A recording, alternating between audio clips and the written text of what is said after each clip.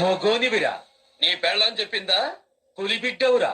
ఆ ముక్క ఈ స్టేట్ మొత్తం చెబుతుంది. వస్తావనుకోలే. ఛాలెంజ్ చేసిన వాడి తాట తీయాలిగా. అంత ధైర్యంతో వచ్చినావురా. పిలిచింది నువ్వు, వచ్చింది నేను. చావుని తలుచుకుంది నువ్వు, చచ్చేది నువ్వే. ఇది నీ ఊరు, నీ వాడ, నీ కొడుకులు, నీ రౌడీలు. నేను ఒక్కడిని.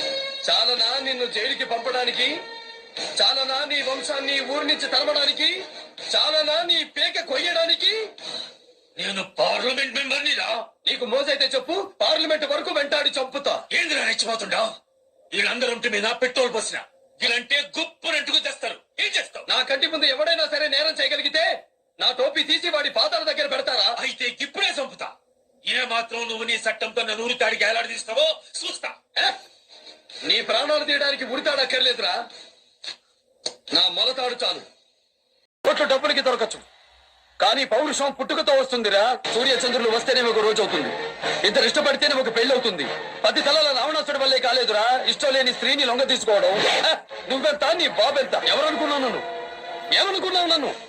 బ్రహ్మనాయుడి అంశంలో పుట్టిన వాణ్ణి, నిత్యం చెన్నకేశ్వర స్వామిని కొలిచేవాణ్ణి, ఇట్లో పాశుపతం ఉన్నవాణ్ణి. గుప్పెట విప్పాను, గుండె పగిలి చస్తావు.